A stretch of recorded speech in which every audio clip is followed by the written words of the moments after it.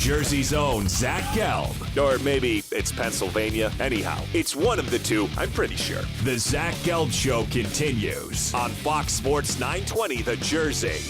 When I was in college, I got to see the birth of the American Athletic Conference, and they got a great leader in the commissioner of the American Athletic Conference, and that's Mike Aresco. And that team at the AAC has produced a lot of upset wins and a lot of big talent and some great students as well. And that American Athletic Conference, in terms of football, to me, it's the most underrated conference in America. And once you get past the Power Five, they're the next best conference in all of college football. And they have a big American Athletic Conference championship game this Saturday. I'll be in attendance in Annapolis, Maryland. You'll have Navy and Temple, the Owls here locally. They look to they're back in that spot. They look to actually win it this year after the tough loss last year in Houston. And the commissioner of the American Athletic Conference, Mike Aresco, is kind enough to join us right now. Commissioner, appreciate a few minutes as always, and how are you?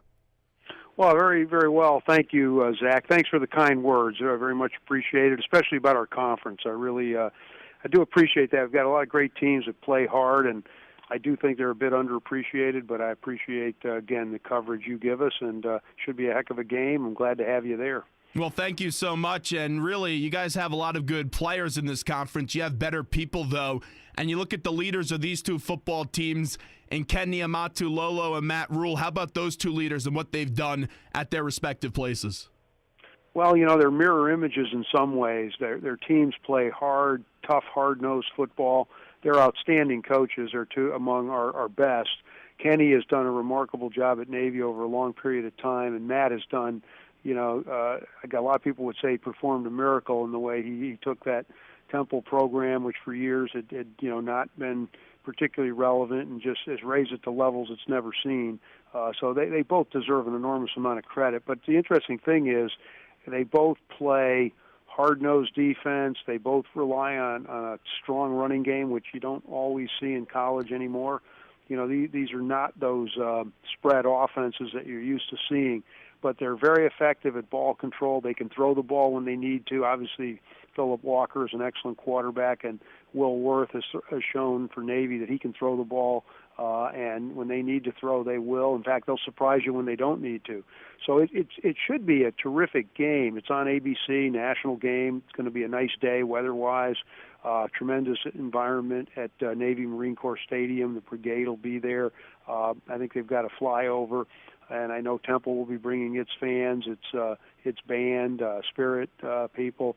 So it should be a terrific environment, Zach, and we're looking forward to it. Now, the big debate is, does the winner of this game get to the Cotton Bowl, or do they go with Western Michigan? Make the case for your conference. Why should the winner of this game be playing in the Cotton Bowl? Yeah, and I like the way you put that, Zach. I want to make the case for our conference. I do not want to comment or denigrate anyone else, because the other schools have had outstanding seasons, and I tip my hat to them. This is just a really good conference top to bottom, and I think strength of schedule does matter to the committee. This Temple team has come on. It's obviously now one of the premier teams in the country. They went out to Penn State, lost by a touchdown, and this is not the same Temple team. We know that. Not only did they have injuries then that they don't have now, but this team is now, it was a young team, and it's really firing on all cylinders. Navy has likewise. They lost Tago Smith, their quarterback, in the opening game. Took a little bit for Will Worth to get into that option offense. One of the games they lost, they threw 30 times against Air Force. That's not typical for them, and I think that just showed that Will wasn't as comfortable in the option offense yet. Now he is, and they are playing at a high level of efficiency. He has been absolutely terrific and very tough kid and runs that offense brilliantly. In addition, both of them are hard-nosed teams. They play great defense. In addition, they, as we talked about earlier, as you alluded to earlier, they feature great coaches. I mean, these are extremely well-coached teams. I kid people that this game could last 2 hours. If they keep the ball on the ground and grind it away. Navy remarkably held Notre Dame to 6 possessions. I mean, think about that.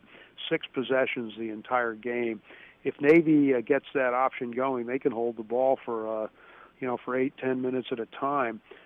Matt's team has seen the option. They played Army. They played Navy years ago, and not recently. They'll start playing them next year for a 2-year cycle. But they'll have, both teams will have their hands full with those attacks. So in terms of making the case, they're both really strong teams. Navy beat Notre Dame, and that's still no small thing, even though Notre Dame was 4-8 this year. Notre Dame lost, 7 games by literally a touchdown to 3 points. So they were still formidable.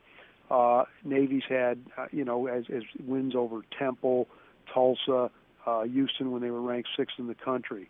Temple had a huge win over a 10-2 USF team that's ranked in both polls. It was not ranked in the CFP poll. We obviously think it should be, but point is it was ranked in both other polls, and they're an outstanding team. Temple beat them. Temple, won the East, had a terrific season, had a hard-fought loss in a close game to an outstanding Memphis team, which, as you know, you saw them beat Houston in a terrific game that featured a great deal of athleticism and great plays on Friday on ABC. So I think we've got two really, really powerful teams. The conference has, 6 or 8 teams that I think could play with anyone. Even our lower-tier teams have significant wins against the P5. We've got 18 wins against the P5 the last few years. We're 20-2 against the Group of 5, and so consequently, I'm hoping that our champion, earns obviously the right to go to the Cotton Bowl on New Year's Day. But that's up to the committee, and we have great respect for the committee, and they've got a tough decision to make. But they'll analyze everything. This is a distinguished group of people who know football, and they'll make they'll make ultimately the best decision. So again, we'll just play the game and see where the chips fall. But we're giving it our best, and these are two outstanding teams. Well, one more thing with the committee. I'm curious to see if Navy wins, how that's going to affect the landscape of the bowl games. Because, they still have one more game against Army, which is always a big game for them. Of course, the biggest game they play all year. So how do you think a Navy win will affect the system in determining who goes to what bowl? We don't know, Zach. The simple answer is we don't know. The committee will make that decision. It's strictly the committee's decision. They'll rank the teams. They'll decide whether they need to wait another week. And if they do, then the bowl system will deal with, the issues. The one thing I would say, though, is that there's been some hysteria, I think, about, paralyzing the bowl system and all of that. I don't believe any of that will happen. We've thought about scenarios for several years now because we knew Navy was good and we knew this could happen. And so consequently, there are ways to minimize the number of bowls that would be affected if it's an either-or situation. But that's going to be up to the committee, and obviously no one can speak for the committee. They'll make their decision, and ultimately whether they wait or not is completely up to them. And it's going to, as you know, it's going to depend on the results Friday night. We're going to know what happens in the MAC championship game. That'll have a significant impact.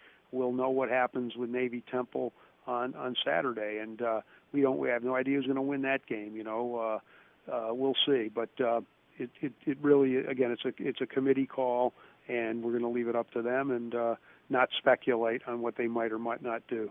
Commissioner Mike Aresco with us right now on the Zach Gelb Show. It shows you how good your conference is, because earlier in the year, people were speculating, well, what happens if Houston runs the table? Would they be in the college football playoff? And we know that wasn't the case. They still had a very good year. I look at the college football playoff, though, right now, only 4 teams. I would like to see that expand to 8 teams. Where do you stand on expansion of the college football playoff? Zach, I know that there are some aspects of it that might be attractive to fans, but I'm very cautious, and I'm very happy with what we have now. I mean, Bill Hancock runs an outstanding operation. The college football playoff has been incredibly successful. Look at the drama it's created down the stretch in college football each year it's been in existence. If you had 6 or 8 teams, I'm not sure that Michigan-Ohio State game would have had the overall intensity and drama and meaning that it had. It still would have been a huge game, and it would have been a fun game to watch. But the stakes were so enormous that you could just feel it. And that's because, you've only got 4 teams. If you had 6 or 8, both of those teams might have felt, well, we're in it, and therefore you don't have the drama. The other issue is teams playing extra games. Now, granted, if you had 6 teams with a bye, and in terms of our own self-interest as a league, if you had 6 teams, you could potentially include a group of 5 team automatically, and there are many worthy group of 5 teams. But even that is problematic because you do have some additional games, not as many if you have a bye for the top teams. But, I like the 4. And by the way, I don't think there are any plans afoot to change anything. I don't think there's any appetite to really, revisit it this soon. It's worked out very well. So I think those are some of the issues. The intensity of that regular season, which is still the best in sports, it's probably been augmented by the playoff. When it was only 2 teams, by the end of the year, you'd winnow down most everyone, and a lot of teams were no longer in contention. But with 4 teams, you obviously add another layer of teams that are in contention. But as you know, Zach, you can go from 1 to out of it, or you can go from 2 to out of it. So you've got to be, you've got to be on your guard every game you play. So I like the system. I think there are issues when you try to expand it. Doesn't mean down the road there won't be, there won't be a public opinion that would like to see it. Doesn't mean that, the committee would never consider it. But I can't speak for the committee. I just know my colleagues. I don't think there's any support to do anything with it now. I think it's a good system, and we'll see how it plays out the next several years. It's an interesting point because we had on Tim Brando and Chris Fowler earlier this week, and they were having 2 sides of the argument. One was saying they think they're very far away, and one said that it's a possibility that it could come rather quickly. So it's always interesting to hear people's takes on that. Commissioner Aresco, since you did bring up that Michigan-Ohio State game very briefly, I thought there was a controversial spot in that game, and I thought that it went against Michigan. There's been a lot of debates about referees this year, and there's been a lot of criticism in the pro game and also in the college game. As a commissioner, how do you ensure that the American Athletic Conference refs are at their best? How do you determine that? Well, we have a really good program for our officials.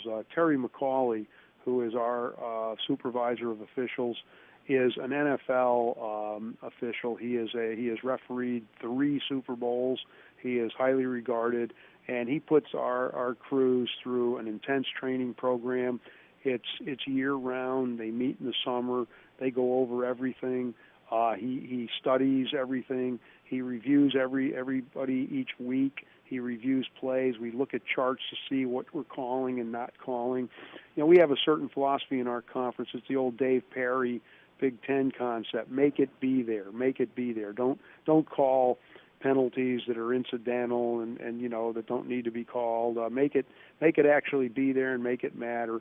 And I think our games are well officiated. We've had a great group of officials, and you haven't seen some of the controversies, knock on wood, in our league. You never know, but they've done a great job. And also, integrity is foremost, of course, and we've never had any issues about integrity, and I don't think anybody else has either. The complaints are just, again, calls are made, and you're gonna have calls that go against you and some go for you. I think what's helped me to be more sanguine about officiating and umpiring and all of that is over the years the notion that you have to treat officials sort of like players. They're part of the game. They're going to make mistakes occasionally, just like players. Now, we have a lot of we have systems in place to try to correct that. We have excellent replay systems. We have excellent replay officials. And Jim Diopoulos, who is in charge of our group, is outstanding. He works closely with Terry, and they do a really good job reviewing everything. And if you don't have indisputable video evidence, you don't overturn a call. But we make sure that that's another part of the officiating that is really, really taken seriously, because they're the last line of defense. You've got to, if there is a controversial call on the field, you've really got to get it right on replay.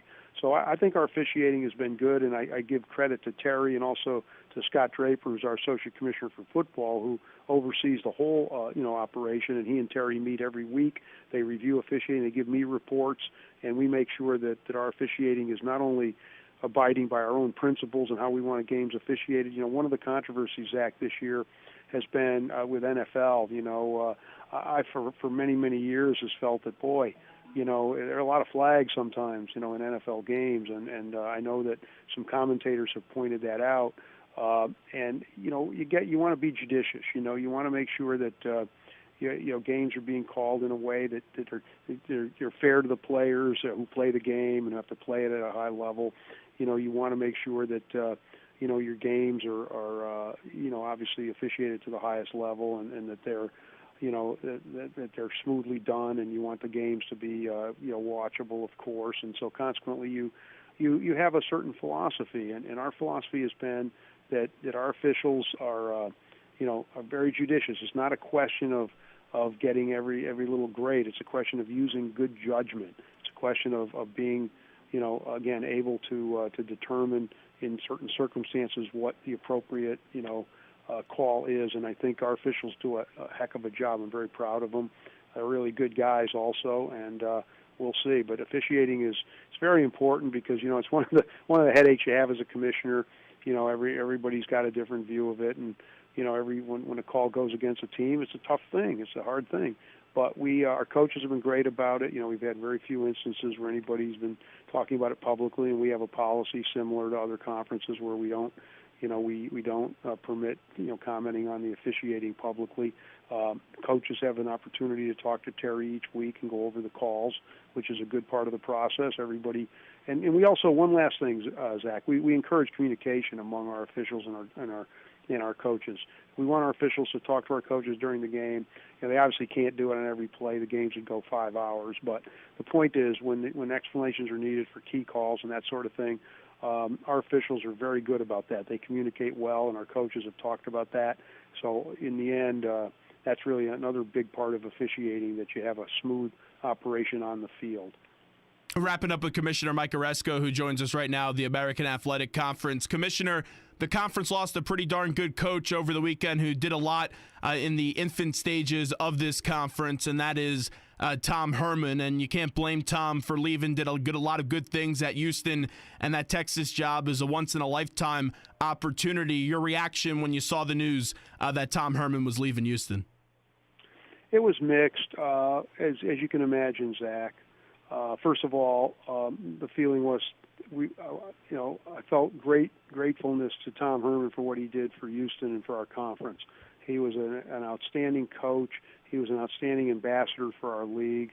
He's personable. He supported the league in all sorts of ways, and he put great teams on the field, and he won big games. He was at his best in the biggest games, which really, really added to the credibility and impact of our conference. I mean, that was absolutely huge. Winning, as he did, the Fiesta Bowl, winning non-conference games at Louisville, and then Louisville this year with that incredible performance, beating Oklahoma the way they did. These weren't even close games, and then beating Vanderbilt 34-0, and having, just a couple of great years, winning the conference, 13-1 last year. Struggled in a few games this year, but had there were distractions and injuries that had an impact on them. But it was a great 2-year period for Houston. He elevated Houston's program to new heights. He elevated our conference to new heights, he and the other coaches we have. We'll miss him. We wish him well at Texas. You hate to see a coach of that stature leave because he's obviously been great for the conference, but it's pretty hard to argue that Texas isn't an incredible opportunity for Tom, and he'll do spectacularly well there.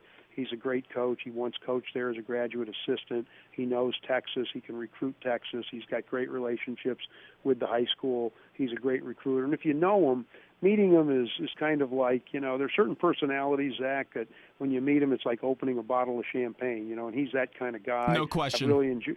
I've really enjoyed my relationship with Tom.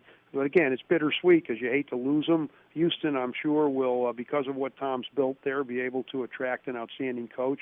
Very similar to Justin Fuente. He did a great job at Memphis. We applauded him and saluted him when he left and congratulate him on winning the Coastal Division of the ACC. No question he was going to have success at Virginia Tech.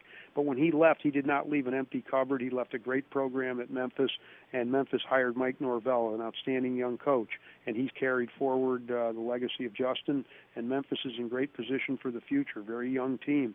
Same thing with Houston, and they have the same kind of situation. They'll hire a really good coach, and again, we wish Tom Herman only the best. We know he's going to be successful, and that's, we've always said, Zach, in closing, when we get a coach like that or we get players like that, we We just want them to say when they left that they had a great time in the conference, that they had an impact, that they had a great relationship, that they were able to play at the highest level. And we hope our student athletes and our coaches can say that. I think Tom can say that. We're very proud to have had him here, and we wish him well. The last one for you, Commissioner. Matt Rule was the talk of this town last year. Everywhere you went, it was Temple football, especially with the year, the way they started it, beating Penn State, and then what they were able to do bringing College Game Day. As impressive as last year was, I'm more impressed this year. Just how about the consistency that Matt Rule has brought to Temple football? Great point, Zach. I was about to say before you finished with your closing statement, I was about to say, he may have been celebrated last year, but he should even be more celebrated this year because of the job he did. Remember, you lose Matt Ioannidis, is it Tavon? Tavon Young. I'm sorry. Yeah, Tavon Young, the defensive back. You lose Tyler Matakevich, who was the all-time tackles leader, Nagurski Award winner, Bednarik Award winner. You lose leadership like that, it's not easy. Matt has done a phenomenal job. And Matt's another guy. He's another champagne personality. He's got a vibrant personality. The players love him. The fans love him. But what I love about Matt is his hard-nosed teams he puts out there. And they don't shy away from anything. You saw him go after Notre Dame. Could easily have won that game. Played him toe-to-toe. Beat Penn State. Could easily have beaten them this year. Great game out there. His teams are tough and hard-nosed. It was just a matter of time before this team came together. I was at the South Florida game. They just absolutely dominated. It was a great performance. This team has really come on, and it's going to be a great game against Navy. But Matt has done what many people thought probably wasn't possible at Temple. You know what happened years ago there with the Big East. And Temple has now really committed to football. And, again, Dick Englert, the president, is carrying on what Neil Theobald started in terms of the commitment. In addition, Patrick O'Connor, the chairman of the Board of Trustees, has been a huge supporter of the football program. They've got a great coach in Matt. They got the right coach in Matt for Philadelphia. He's a tough Philadelphia guy. He loves Philadelphia. They recruit at a high level. And I think this Temple program, what I love about it is it's sustainable. I've said on radio interviews, Zach, this is not your grandfather's Temple. It's not your grandfather's Memphis. This is a new commitment by the administration, and we hope we can keep Matt in the conference, just as obviously we were able to keep Tom Herman a few years. We were able to keep Justin Fuente for a number of years. We hope we can keep Matt. So far, so good. We've only lost one coach. But Matt has done an outstanding job. I mean, just you can't say enough good things about them. And this year, I think, was an even better coaching performance because they did get off to a rough start. They easily could have been demoralized. They easily could have said, look, this season isn't panning out. And not at all. They turned it around completely. Here they are in the championship game with an excellent shot. Both teams have a shot at the Cotton Bowl, a realistic shot at the Cotton Bowl. So it should be a really dramatic game. And, again, two great coaches facing off against each other. Commissioner, I'll see you Saturday at the game. Appreciate the time. Thanks so much as always. Well, Zach, it's always a pleasure to be with you. Thank you, and enjoy the game, and have a great weekend. Thank you. You too. Appreciate it. Thanks so much. There's the commissioner of the American Athletic Conference, Mike Aresco. Real quickly before we take the break, as we're up against a break right now, my philosophy always on a coach leaving, when you go from a smaller conference to one of the P5 conferences, you need to give something back in order to leave. And Tom Herman did give that. Matt Rule has done that at Temple. If Matt chooses to leave, I could understand it. I think Matt's going to be here, though, a little bit longer than people expect, though. I'm not being naive. It wouldn't shock me if he left. I just think he's going to be here a little bit longer than people expect, and Matt's definitely been someone that has the right to leave if he wants to because he did give a significant amount to Temple football. Brought Temple football back. 609-919-9200. This is the Zach Gelb Show. All right, we'll take a quick break. When we get back, Tiger Woods back in action. We'll talk a little Tiger Woods, and also the Mets have Yoenis Cespedes back. More Eagles talk, too, and LeVar Arrington coming up at 5:15. We'll do a little Penn State talk as well. More of the Zach Gelb Show when we come back as we roll along on this Wednesday.